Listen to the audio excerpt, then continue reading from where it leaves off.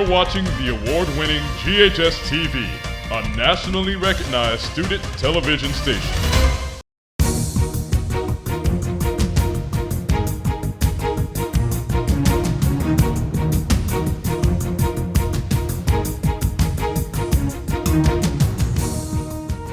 Welcome to Red Double Postgame, your in-depth look at GHS sports. I'm Collin Ewing. And I'm Brandon Sewell. Our top story is a spectacular year our boys basketball team had. That's right, Brandon. The team was 14-4 as they headed into their first game against Southwind.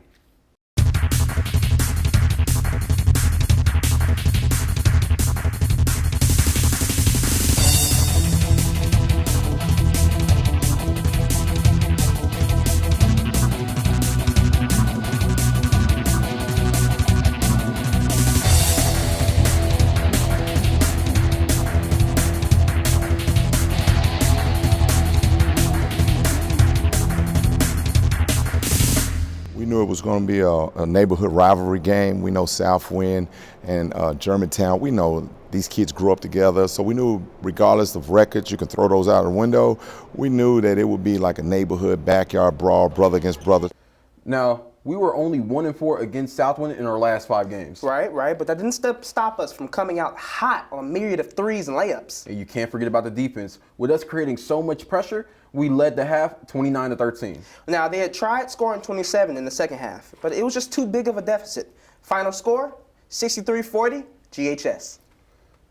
Now, in the next game against Arlington, we basically stomped them out, beating them 68-39. With that game out the way, the team's next opponent were the Ridgeway Roadrunners.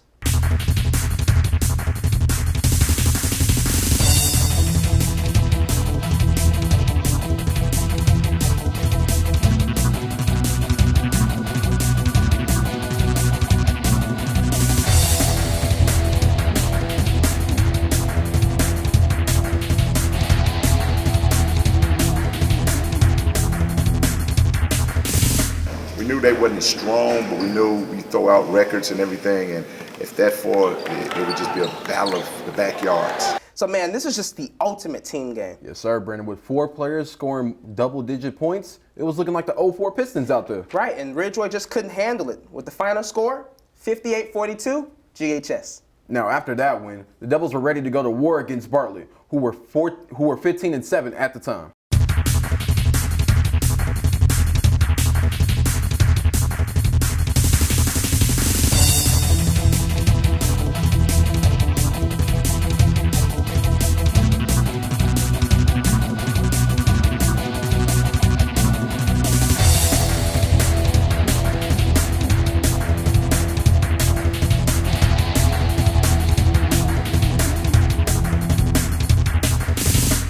During the Bartlett game, came out strong. Second half, we kind of took over. The starters got in foul trouble, and they kind of messed us up. Now, the game started off crazy with rapid scoring from both sides. Right, that's correct. And Bartlett just has a very tall team stacked in every position. Point guard, center, small forward. Oh, yeah, and with players that we have like Ja'Cory Dixon, they had to find creative ways to, put the ball in the basket. Yes, but the name of the game is defense. And Bartlett had the edge that day. 64-47, Bartlett. The Red Devils' next opponent were our crosstown rival, the Houston Mustangs.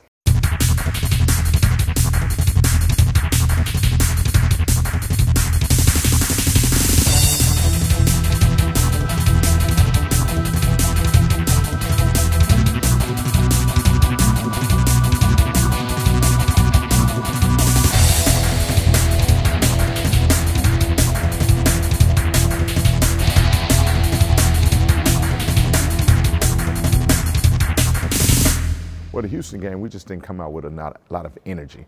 The energy level was low. I know we had a lot of things going on that day. We had homecoming week. We had a pep rally, supposedly didn't go, but we had a lot of things and a lot of parents, friends are here, and I just think their focus wasn't as sharp as it should have been, and I think we came out flat, and you can't come out flat with a team like Houston. So the Red Devils came out with a very slow start. Oh yeah, their minds just weren't right. And when you want to play this game, you have to be locked in at all times. And unfortunately, Houston had all the momentum that game, which ultimately led to them winning 62-46, Houston. Now the team couldn't dwell on that game because their next opponent was the Cordoba Wolves, who they narrowly beat 55-53. And then in their next game, GHS will have a rematch against Arlington.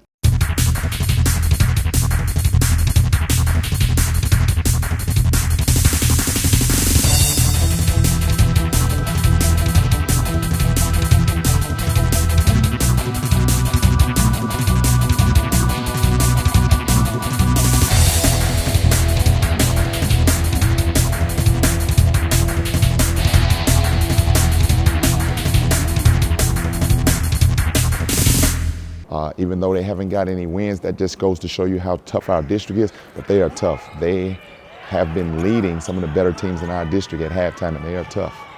Oh man, Arlington was hungry for a win this game. Yes, but with performances from like Anthony Metlock, there was no way that they could win. Yep, with only 5 wins, it was basically a David versus Goliath. And with this final score, GHS had won, 60-46. With Arlington dead and buried, the Red Devils now have focused on a competent team in the Cordova Wolves.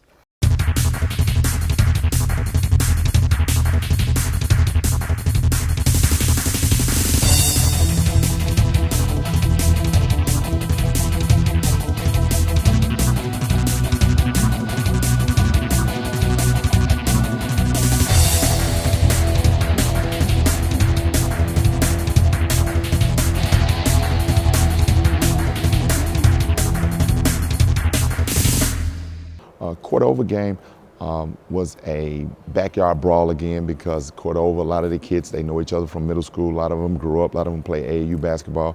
So Cordova, sort of a neighborhood rivalry, and we knew it'd be tough. So it came down to the last maybe 45 seconds, and they got the better of us, but it was still a backyard brawl. We didn't play our best, but a backyard brawl.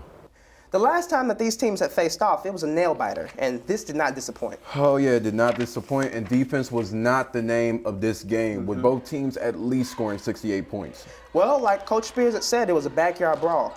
But sadly, we fell short. 72-68, Cordova.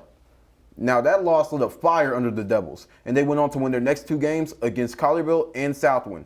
Again, respectively, with resting their starters against Overton, it was now time for the playoffs. And GHS was back on the court against Southwind in the first round.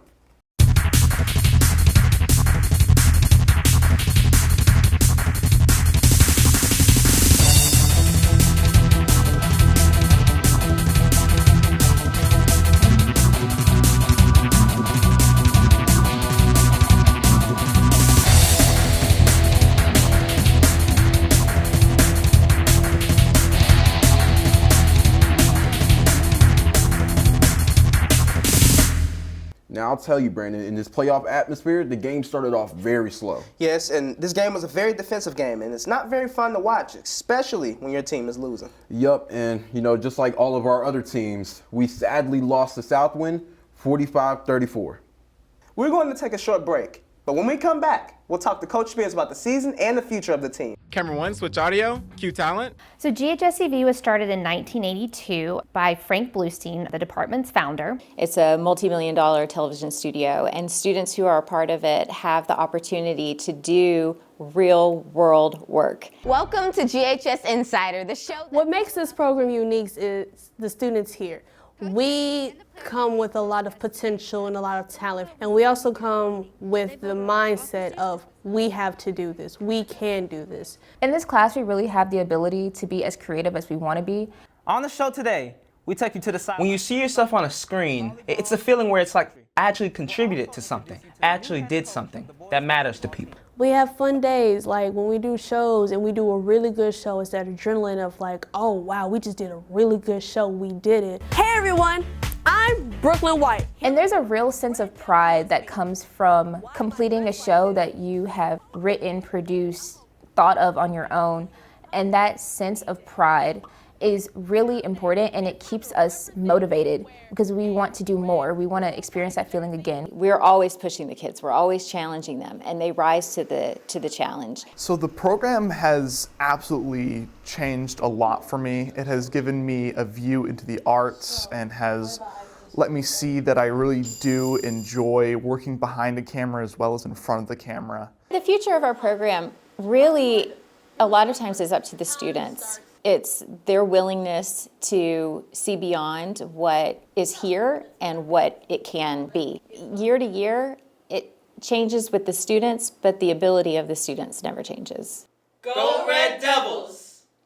For more information about the Kappa program, visit ghskappa.com or call 755-7775.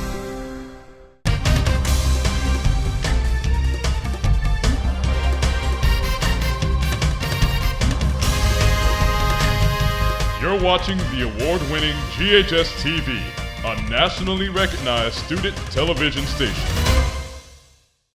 Welcome back to Red Devil Postgame. We broke down the season before the break. Now let's dig a little deeper with head coach Ratusha Spears. So thank you for joining us, Coach Spears. All right, my pleasure. Appreciate it, Coach. My pleasure. Now, the boys basketball team had an excellent season, placing top 10 in the city and the state. What were some highlights of the season?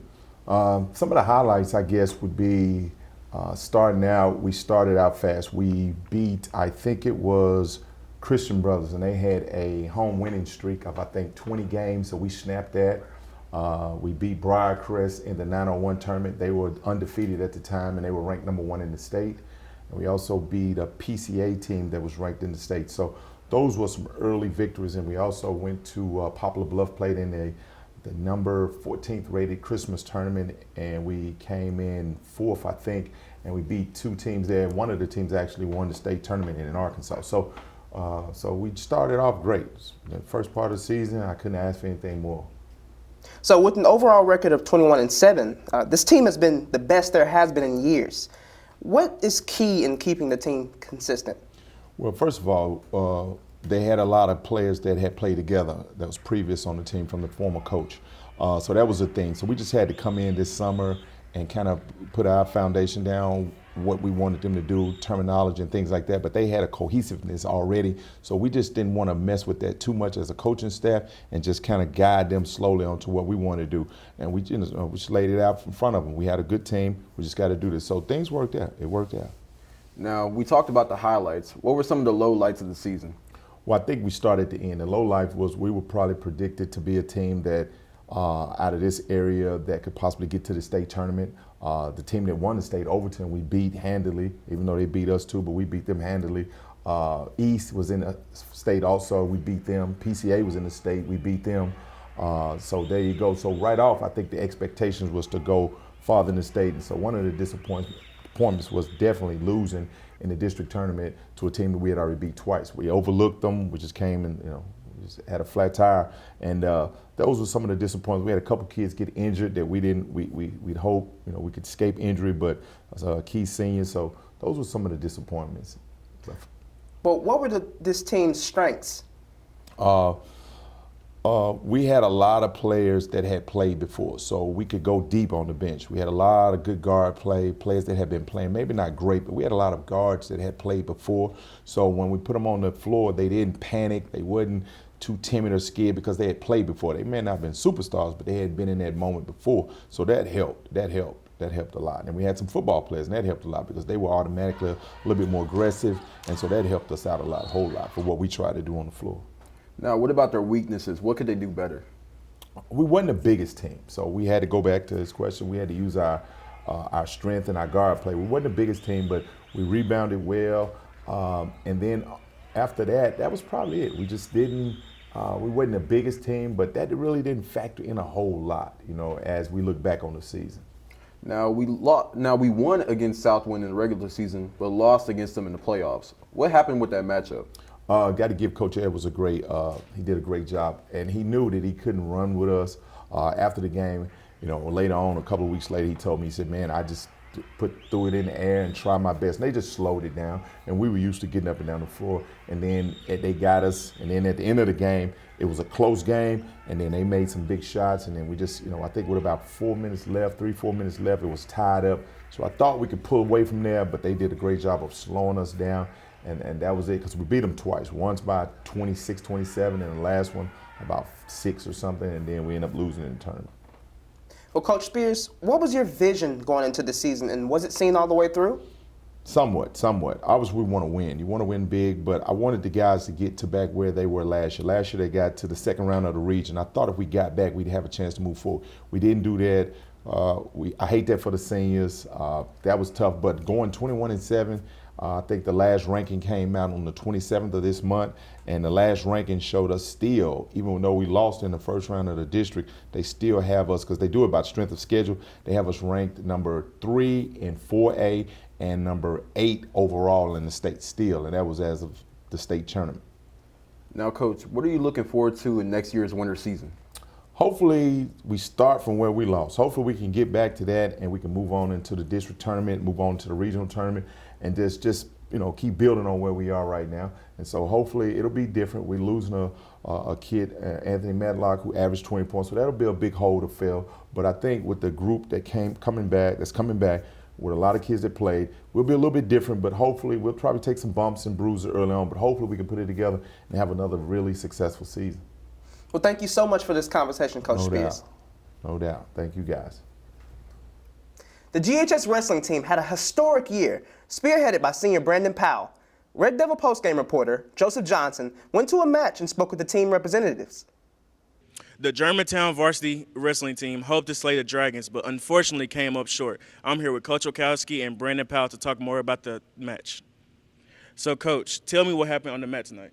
Well, Collierville walked in here with 35 points ahead of us because the forfeits that we gave up, which is another reason I'd like to invite anybody interested in wrestling to come out for next season. We will be doing spring training starting in March. So if you're interested, come on out. But to answer your question directly, overall, I was happy with the team performance. There were several individuals that did what they were supposed to do, which was win. And with a team, an opponent like Collierville, it's never easy. So, Brandon, what will you take away from this match? That we need to be more serious in the practice room, and just take everything seriously. It's coming towards the end of the season, and really matches count. So we can't take little losses like this. It's starting to count for regionals. Coach Okowski, what do you think you could have done better to prepare your team? So the second half, we're definitely looking better second half than we did first half of the season. And of course, you will always look better second half than first half because we're now putting in more advanced moves, more advanced techniques. I am really happy with the way our team is responding to them and executing them on the mat, okay? So I guess what I've done, I really haven't done anything better. I just started adding more things to prepare us for the matches like against Collierville, which teams that like to do certain things so we can counter them and at the same time we can put it on them. Brandon, as a team captain, what will you do differently to encourage your team? Going back to what I said, just taking practice seriously, paying attention,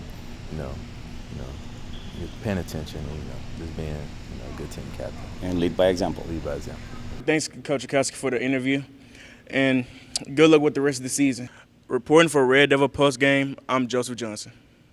Senior wrestler Brandon Powell placed 6th in state competition, becoming the first Red Devil since 2014 to a medal. I met up with him to discuss the competition and his future with the sport. First off, congratulations on placing 6th in state.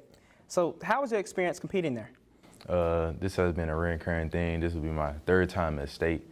My other 2 times I went my freshman year, just like a skill. Then my junior year, which I had a chance, but mentally I wasn't there. So this is my last year. I just, gave it all I got. I've been preparing for it, 4 years. So. And how did you prepare? So I've been preparing since my freshman year, getting, more practices. I've been going, different schools. I've been doing clubs, so off-season wrestling, just for this moment, just to place at state, Well, overall, how did the season go for you and the team? It went pretty well, as a team, we didn't have that many guys, so mostly we lost our dual meets, our forfeits, but individually, we went out there and did our thing. So you are the captain of the team, am I right? How has it been to be a leader this year? It felt good, watching the new guys, because at one point that was me, and, just watching them grow and continue to grow, and, after the season, I'll still be, come up here and look at their progress. Well, performing well in not only athletics, but school is no easy feat. How did you manage being a student athlete? It was hard, you work, we do practice 2 hard hours and have to go home, do an essay, do homework, but, I had no other choice, good grades, so. I had to do it. But lastly, what are your plans after graduation? I plan on attending the Army, after high school, be a metal worker, and I want to take the trade of welder. Well, thank you so much for allowing me to interview you, man. All right, thank you. SGA hosted the annual Student versus Teachers basketball game. This year was a close bout between the two.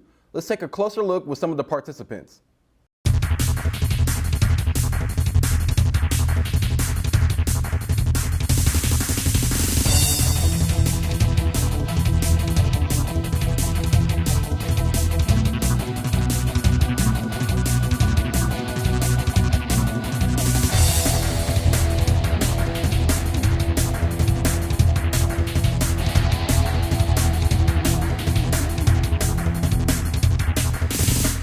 Events like the student-teacher basketball game are so important for school pride. The teachers take pride in winning every single year.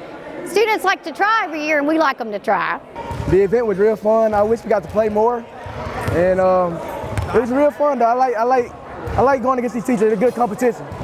I enjoyed it. I've enjoyed it every year we've done it. I wish we'd do this once every quarter. Personally, I just think it's fun. It's good for the kids, good for the staff. So yeah, I always have fun. Go faculty! Go faculty! I mean, we don't never get to go against our teachers, so it's fun to go against our teachers all the time. It's a pride. It's not my city. This event is one of the time-honored traditions here at Germantown High School. The student versus teacher game is in the history books, and once again, we have taken the win. This summer, Memphis will host the inaugural NCAA College Basketball Academy for Women. The location is the brand new Memphis Sports Complex and Event Center, a state-of-the-art sports facility that was built in Liberty Park last December. I visited the facility and talked with General Manager Antonio Perez about what the MSCE means for Memphis.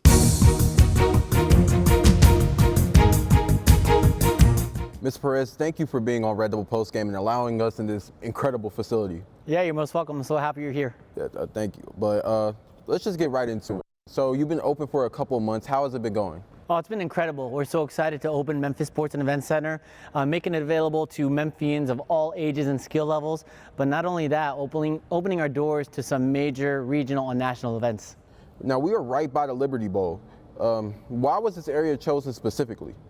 Yeah, so it's a fantastic campus. What was formerly the fairgrounds has this great plot of land, and it's located right next to all of these fantastic facilities. So you mentioned the football stadium. There's also the Children's Museum, the Kroc Center of Memphis. So adding a sports facility like ours was a great complement to what's already a great sports area. Now, this is a state-of-the-art facility. Where did all the funding come from? Yeah, so it's funded by sports tourism and tourist development zone bonds. They're monies that can only be used for a facility of this type. So it's not taking from, teacher salaries or firefighters or anything like that. It's certain funds allocated just to help promote sports tourism. Now, currently, what sports do you accommodate here? Oh, we can do almost anything indoors that's not on ice or in water. So you're talking basketball, volleyball, cheer, wrestling, dance, cornhole, pickleball, futsal, indoor soccer. As you can tell, it's a pretty exhaustive list. Now, what about the leagues for adults? Do you have any? Yeah, so people don't realize that we do just as much adult sports, if not more, than youth. So they'll vary from recreational levels to competitive. So again, that whole complement of sports that I just mentioned, from basketball and volleyball, it doesn't matter your skill level or your age, we have a program just for just about everybody. The official title is Sports and Events Complex. What events do you think you're going to host this year? Yeah, so just earlier today, for example, we just hosted a college fair. We're going to host religious events. We're going to host graduations and galas. So in addition to the actual sports that we mentioned already, the strength of this building is its versatility. It can host just about anything that you can think of, so we're really proud of all the types of events that we're able to do in addition to the sports. Now, I heard that you were going to open up more amenities like sports performance area and an esports studio. Can you tell us about it? Yeah, so we have a phase 2 part of our project where later this year we're going to add 3 key areas. First, there's going to be a kids entertainment zone called Waltopia. So it's a 2-story ninja course. So a lot of obstacles and ramps you can climb up, some clip and climb, just so that kids have an opportunity to have fun if they're not an on-court participant. In addition to that, we're going to have an esports studio. So now that opens up a whole new category of camps, clinics, leagues, tournaments, playing stuff like Fortnite and Rocket League and 2K and Madden. Not only that, we can leverage it to teach STEM. So whether you're into content creation, computer building, those are all things that can be taught here at Memphis Sports and Event Center. And then lastly, you mentioned our sports performance area. So now we have a gym where if, say, a team is practicing basketball and afterward wants to go lift weights, they can get faster, stronger, bigger here in our facility as well. What is the ultimate goal for this facility? Yeah, so we want to make it available to local Memphians and just so that's local programming first. But second, utilizing it as a sports tourism asset. So letting people know about all the great things that Memphis has to offer. These events are going to draw people to the city who've never been here before. So not only do we want them to have a great experience at Memphis Sports and Event Center, we want them to visit our attractions, eat our food, meet our people. So that's something that everybody wins, you know, not just what's happening inside these walls, but Memphis as a whole is really going to reap a benefit from this facility. Now, how can the viewers at home support this facility? Yeah, so easiest thing, follow us socially, Memphis Sports and Events Center on, Instagram, Twitter, Facebook. It's the best way to kind of keep tabs on what's going on in terms of upcoming events that are ticketed and you can attend as a spectator, or back to your question earlier about how to actually get involved. They can visit the website, of course, themsec.com, but those are the best ways to kind of get involved. And then we also just invite people to come on out. We'll do drop and play, we'll do all those leagues that we mentioned, we do camps for little kids. So any opportunity that somebody has to come here, we absolutely encourage it. Well, this was an amazing experience as well, the facility being spectacular. I thank you again for joining me, Mr. Perez. Yeah, you're most welcome, anytime. Signing day can be overwhelming for any senior athlete, but having friends up there with you can help. 3 best friends who started playing soccer together at GHS are sticking together to play college soccer at Southwest Tennessee Community College. Here's more on their journey.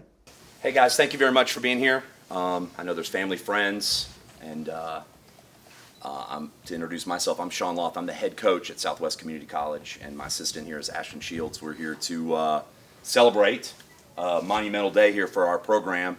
I think this is massive for not only Southwest as a school, but as a soccer program. We're getting 3 really good players, but also we're getting 3 really, really great women. Today it was just a very important day for me because it was my signing day as a senior, and I was just really excited for today. I don't believe we signed anybody from Germantown High School. If we have, it was before I was the head coach. There might have been 1. However, we're very fortunate to get the 3 players we got now, which I'm very excited about. I would like to say thank you to my very first coach here at Germantown High, Coach Fashawn. He was always there for me and always pushed me to be better. Coach Fashawn, he helped me a lot, gaining my confidence and being comfortable to play with girls who were just really above my level because I started playing really late, so he just helped me a lot. Whoever the next coach will be, because I know the current coach is currently moved, my goal would be to reach out to whoever takes over the program, just get a relationship, find out what their scheduling is in the fall when high school girls seasons, which is how I came to find these 3 ladies, where the former coach, Sean Tucker, I reached out to him. He said, hey, come out to a game, met up with them, and got to talk to him afterwards, and it just kind of grew from there to start recruiting the players. Southwest, I really like the coach. I like the community that Southwest has, and I thought it was a school that fit perfectly for me, especially for career choices and everything. So I just thought it was a perfect fit. And that concludes our final Red Devil Post game of the season. We hope you enjoyed watching as much as we enjoyed producing it. And though we won't be here next year, we can't wait to see what next year brings for the rising senior athletes and Red Devil Post game. So one last time, I'm Collin Ewing. And I'm Brandon Sewell. Go Red Devils!